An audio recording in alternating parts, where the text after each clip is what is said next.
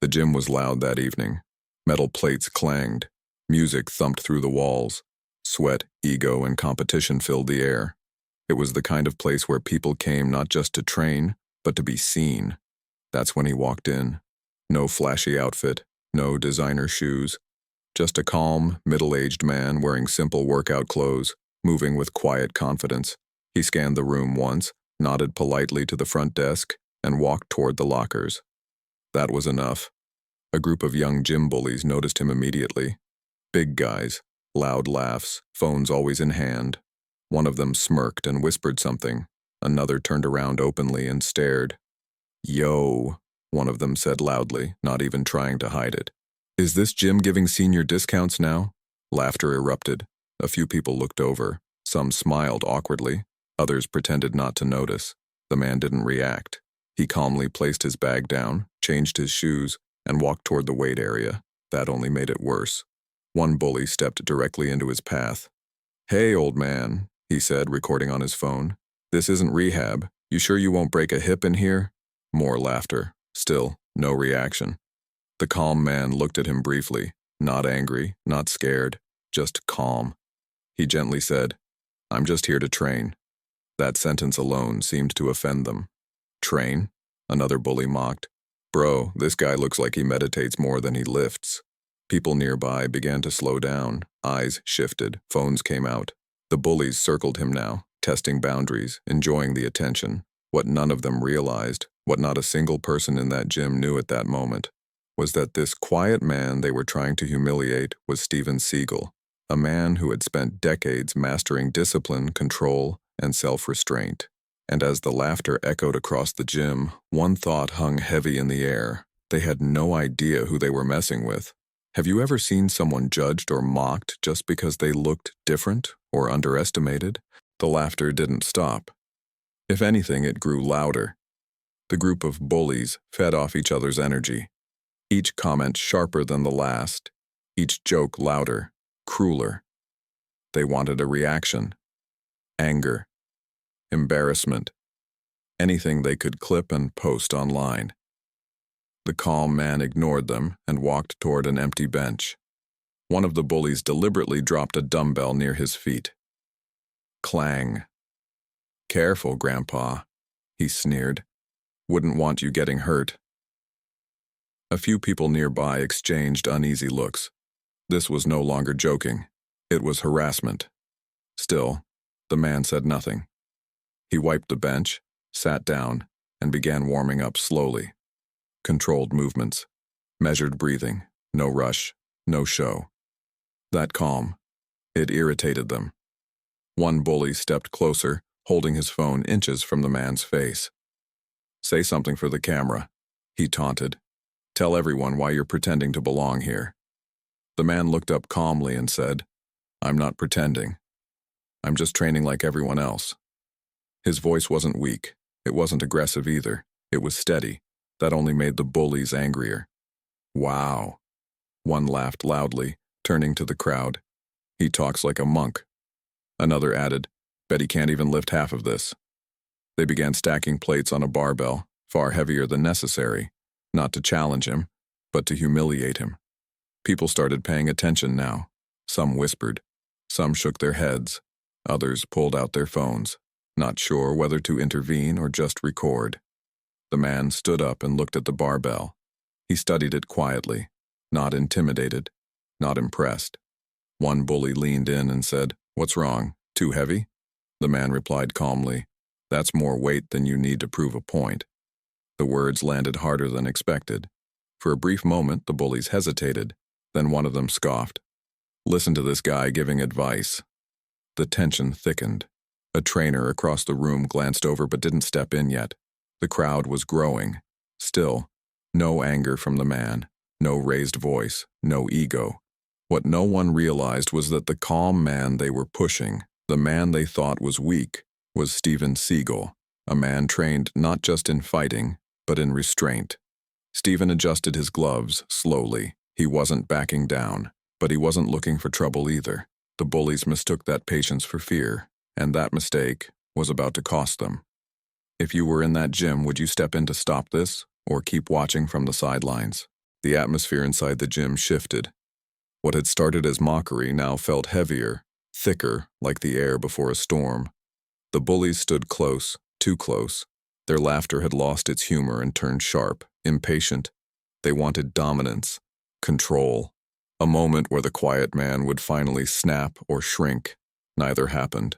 Steven adjusted the straps on his gloves with slow, deliberate movements. His breathing was steady, measured. Not once did his eyes dart around in panic. Not once did his posture collapse. That calm made people uncomfortable. A few bystanders whispered to each other, "Why isn't he reacting?" Anyone else would have lost it by now. One of the bullies noticed the growing attention and raised his voice, playing to the crowd. "Come on, old man," he said. "You're holding up the gym. Either lift it or admit you don't belong here." Steven looked around briefly. Phones were out now, everywhere. Some recording out of curiosity, some hoping for drama, some clearly waiting for a disaster. Steven placed his hands on the barbell but didn't lift. Instead, he stood there, still. That pause made the bullies uneasy. "You scared?" one of them asked, forcing a laugh. "Because it's okay to admit it." Steven finally turned his head slightly and said calmly, "Fear makes people loud. Control keeps them quiet." The words landed like a weight drop. A few people gasped. Someone muttered, "Damn."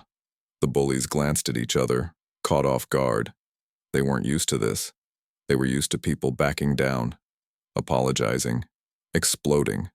Not this quiet confidence. The main bully stepped forward again, jaw tight. "You think you're smarter than us?" he snapped. "You think you're better?" Steven met his eyes, calm, steady, unreadable. "I think you're trying very hard to prove something," he said. The gym went silent. Even the music seemed quieter. That was the moment the bully lost control. He shoved Steven lightly, just enough to cross the line. Not hard, not violent, but intentional. A ripple went through the crowd.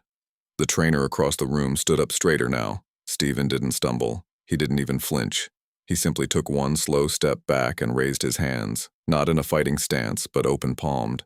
"I don't want trouble," he said evenly, "but you should stop." The bully laughed nervously, masking his frustration. "Listen to this guy giving warnings," he mocked. "What are you going to do, lecture us?" Steven said nothing. That silence again. It was starting to feel dangerous, not because of aggression, but because of restraint. The bullies mistook it for weakness one last time. The main bully leaned in close, voice low and threatening. "You don't get to tell us what to do in our gym." Steven looked at him, not with anger, but with clarity. "This isn't your gym," he replied, "and this isn't how strong men behave." That did it. The bully's face flushed red. Around them, people stopped lifting, stopped walking, stopped breathing. Everyone sensed it. This was the breaking point. Steven Seagal, the man they still thought was just a quiet stranger, stood relaxed, balanced, ready, not eager, not afraid. A lifetime of discipline held him in place. The bully clenched his fists. Someone in the crowd whispered, "Something's about to happen." Steven exhaled slowly. He wasn't here to impress anyone. He wasn't here to prove who he was, but he wouldn't be humiliated either. And as the bully took one aggressive step forward, the truth became clear. They hadn't just underestimated a man. They had underestimated Steven Seagal. At this moment, should Steven walk away to avoid escalation or stand his ground and defend his dignity? The gym no longer felt like a gym. It felt like a stage. Every sound seemed sharper now. The hum of machines, the faint clink of weights, the low murmur of whispers spreading through the crowd. People had stopped pretending this was normal. Whatever was happening, it wasn't just another gym argument. Steven stood where he was, relaxed shoulders, balanced stance, eyes calm, almost distant. The bullies hesitated, not because they had suddenly found respect, but because something didn't add up. Most people, when cornered like this, showed something: fear, rage, panic. Steven showed none of it. One of the younger guys whispered to the main bully, "Bro, why is he so calm?" The main bully scoffed, but his voice lacked confidence. "Relax, he's just acting tough." Yet even he couldn't ignore it anymore. Steven's movements were minimal, but precise. Every shift of weight looked intentional, every breath controlled. Across the room, the gym trainer had stopped coaching a client altogether. His eyes were fixed on Steven. That stance, he thought. That balance. He had seen fighters before, not bodybuilders, not show-offs. Fighters. A woman near the squat rack leaned toward her friend and whispered, "Doesn't he move differently?" Another man nodded slowly. "Yeah, like he knows something they don't." The bullies felt it too. Their laughter had faded. Their confidence cracked. The main bully tried to regain control, clapping loudly and forcing a grin. All right, he said, loud enough for everyone to hear. "Let's see what the old guy's got." He gestured toward the barbell again, still stacked heavy. Steven looked at it, then looked at the crowd. For the first time, he seemed fully aware of how many people were watching. Still, he didn't lift. That confused them. "You gonna do it or not?" the bully demanded. "Or you just like the attention?" Steven answered calmly, "I don't need to prove anything." That line hit harder than any insult. A murmur rolled through the gym. Someone muttered, "Respect." Another whispered, "He's not wrong." The bullies noticed the shift. The crowd wasn't fully on their side anymore. One of them snapped, "Why is everyone acting like this guy's special?" The trainer finally stepped closer, his eyes narrowing as he studied Steven's posture. The way his feet were placed, the way his hands rested naturally, ready, but not aggressive. The trainer's face changed. "No way," he thought. He leaned toward a staff member and whispered urgently, "Do you know who that is?" The staff member shrugged. "No idea." The bullies missed this exchange completely. They were too focused on saving face. The main bully stepped forward again, voice rising, desperation creeping in. "You think you're some kind of wise man?" he sneered. "You think talking calm makes you untouchable?" Steven looked directly at him now. Not cold, not angry. Clear. "Violence," Steven said quietly, "usually comes from insecurity." The gym fell silent. That sentence didn't sound rehearsed. It sounded lived. The bully's jaw tightened. A few people in the crowd began whispering names. Is that? No way. Could it be him? Phones zoomed in. Someone pulled up a photo online. Then another. The trainer's suspicion hardened into certainty. His eyes widened slightly as he took a step back. "That's," he murmured under his breath. The bullies sensed the mood shifting and panicked. They had wanted a joke, a clip, a moment of dominance. Instead, the room was turning against them. Steven remained exactly where he was, not threatening, not backing down, just present. And for the first time since he walked in, people weren't looking at him as an easy target. They were looking at him with curiosity and growing respect. The truth was close now, very close. When the crowd starts turning and something feels off, should bullies back down or double down to protect their ego? The tension had reached a breaking point. You could feel it in the air, the kind of silence that presses against your ears. The gym, once loud and chaotic, now felt frozen in time. No weights clanged, no music mattered anymore. All eyes were on the confrontation. The main bully stood just a few feet from Steven now. His chest rose and fell faster than before, frustration boiling under the surface. He hated what was happening, hated that the crowd wasn't laughing anymore, hated that this quiet man had taken control of the room without raising his voice once. "You think you're special?" the bully snapped, forcing a laugh that didn't convince anyone. "You think a few calm words make you untouchable?" Steven didn't move. He stood grounded, balanced, as if the floor itself supported him. His eyes never left the bully's face. "I think," Steven said slowly, "that you've gone far enough." The words were soft, but they carried weight. A murmur ran through the crowd. The bully's jaw tightened. He glanced around and realized something terrifying. The attention he craved was no longer admiration. It was judgment. People weren't cheering him on. They were watching him, waiting. That realization hurt his ego more than any insult. "You don't tell me when I'm done," he said, stepping closer. "You don't belong here." Steven raised one hand slightly, not threatening, not defensive. "This is your last warning," he said calmly. "Step back." The gym trainer stiffened. Several bystanders held their breath. Everyone knew it now. This was the line. The bully laughed loudly, but his eyes betrayed him. "A warning?" he scoffed. "From you?" Then he did it. He grabbed Steven's shoulder and shoved him harder this time. A sharp gasp echoed through the gym. For a split second, time seemed to slow.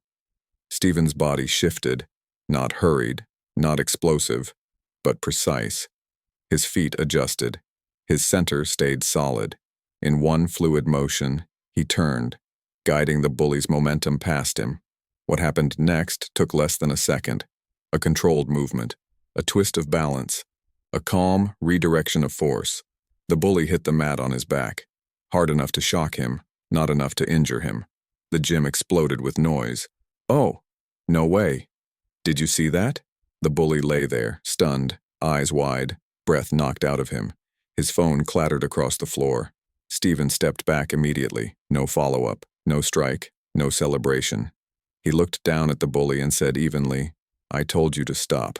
The room went dead silent again. The other bullies froze. They had expected chaos, a fight, a mess. Instead, they had witnessed control. The trainer rushed forward. "Everyone back up," he shouted. But Steven had already relaxed his stance. His hands were open again, his breathing calm.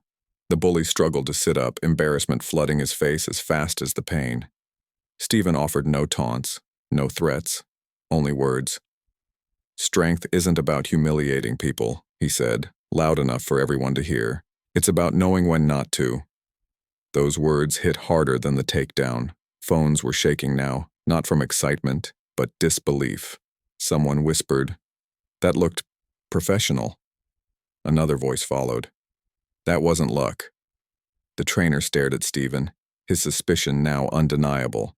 The way he moved, the restraint, the timing. There was no doubt anymore. The bully finally looked up at Steven, not with arrogance now, but fear. Who are you?" he muttered. Steven didn't answer immediately. He simply looked around the gym, at the people watching, at the phones recording, at the young men who had thought power meant intimidation. Then he spoke. "My name isn't important," he said calmly. "But respect is." A beat passed. The trainer swallowed hard and said quietly, almost to himself, "Oh my God, that's Steven Seagal." The words spread like electricity, gasps, wide eyes, hands over mouths. The bullies' faces drained of color. They finally understood. And in that moment, the entire balance of power shifted. Do you think Steven was right to step in and defend himself here? Or should he have walked away even after being touched? The gym didn't erupt into chaos. It froze. The trainer's words, quiet but unmistakable, hung in the air like a dropped weight no one dared to pick up. "That's Steven Seagal." For a moment, no one moved. Then reality hit. Whispers turned into gasps. Gasps turned into stunned silence. Phones that had been casually recording were now shaking. Screens zoomed in. Faces went pale. The bullies looked around, searching for laughter, support, anything. They found none. The main bully, still sitting on the mat, felt his stomach drop. His earlier confidence collapsed under the weight of realization. The calm man he had shoved, the man he had mocked, wasn't just skilled, he was legendary.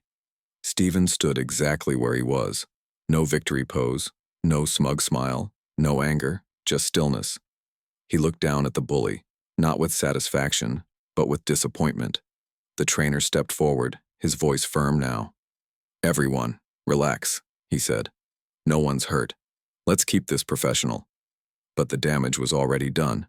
A few bystanders spoke up. "You guys went too far. He told you to stop.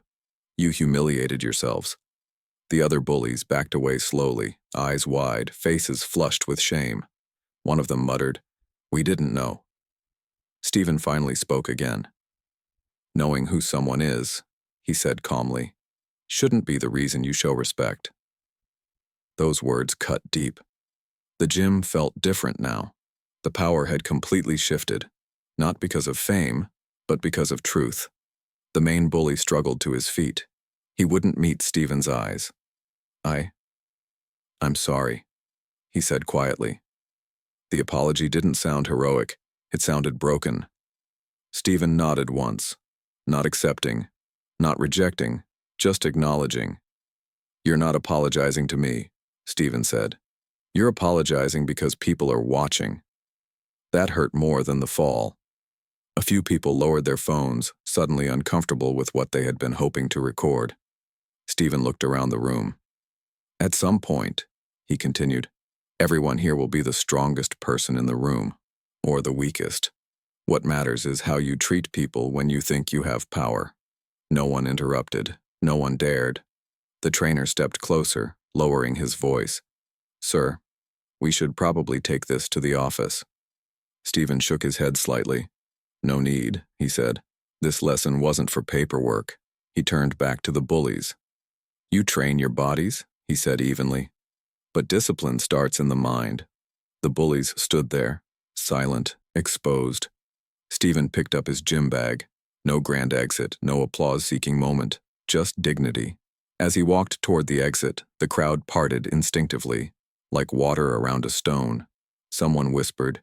He could have heard him, but didn't. Another replied, "That's real strength." At the door, Steven paused and looked back one last time. "This could have ended badly," he said calmly. "But it didn't, because I chose restraint. Remember that." Then he left. The gym exhaled. The bullies stood frozen, surrounded by people who now saw them clearly, not as strong men, but as insecure ones. And the realization burned. If you were one of those bullies, would this moment change you? Or would your ego still find a way to deny the lesson? Steven's footsteps faded down the hallway. The gym doors closed behind him. And only then did reality truly sink in. For a few seconds, no one spoke. The bullies stood frozen in place, surrounded by people who were no longer laughing, no longer entertained. The same crowd that had once watched silently now looked at them with judgment. The main bully finally lowered his head. The adrenaline was gone. The ego was shattered. All that remained was regret. The trainer broke the silence. "That behavior doesn't happen here," he said firmly. "You crossed a line." One of the bullies tried to speak, but the words died in his throat. They didn't argue. They didn't joke. They knew they had lost, not a fight, but their dignity. Within hours, the videos began spreading online, not because of violence, not because of celebrity, but because of restraint. Clips showed the calm warning, the controlled takedown, the moment Steven chose discipline over destruction. Comments flooded in. "This is what real strength looks like."